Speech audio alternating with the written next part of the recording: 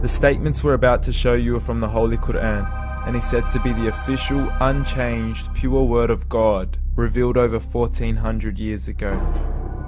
Claiming to be the word of God is a heavy statement, and without proof, or if a single contradiction is found within the book, the apparent word of God will be proven false. So without further ado, let's put the book to the test.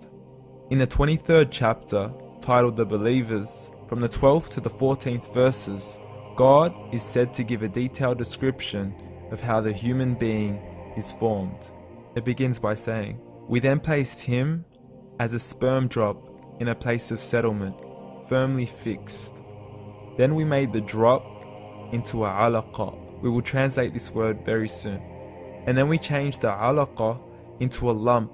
Then we made out of that lump into bones. And then we clothed the bones with flesh. Then we caused him to grow and come into being and attain the definitive human form." In the 21st century, we can now safely say that this verse is clearly describing the process of human development in correct chronological order. However, what we should be paying attention to in particular is the second stage, referring to the development of the embryo. The specific word used to describe the embryo in this verse is the word alaqa. The word alaqa, when translated into English, can mean three separate things. Firstly, a blood clot, or to be suspended, that is to be hanging or clinging to something, or thirdly and finally, a leech.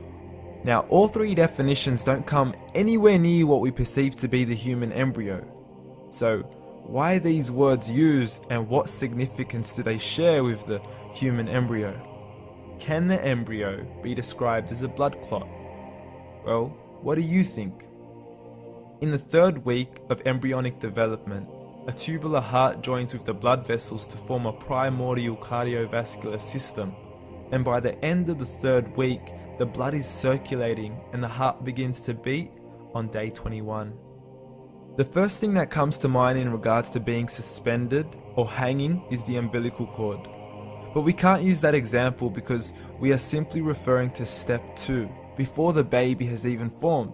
But we now know today that the umbilical cord is formed from the connecting stalk. And the connecting stalk is formed as soon as the embryo is formed. The embryo's connecting stalk has even been described by John Allen and Beverly Kramer as an object to suspend the developing embryo in the extra-embryonic column. So an embryo is suspended and does have a strong resemblance with a blood clot. What on earth would an embryo have to do with a leech? Figure A shows the structure of an embryo at 25 days. Figure B shows a leech. Now please note once again that the embryo in this stage is no greater than the size of a kernel of wheat. This is an X-ray of the embryo at 22 days. This is the internal structure of a leech. It's mind-blowing stuff, but you still haven't seen anything yet. This is the head of the embryo at 22 days. The detail you are seeing right now is absolutely impossible to be seen with the human eye and can only be seen with a microscope. This is the back end of a leech. There's no other words used to describe this other than mind-blowing. The pictures we have shown you are impossible to be seen with the human eye or even to be predicted by the human mind. Once again, the verses we have shown you were revealed over 1400 years ago to a man who couldn't read nor write. Are these the words of God? Descriptions of the human embryo in the Quran cannot be based on scientific knowledge in the 7th century.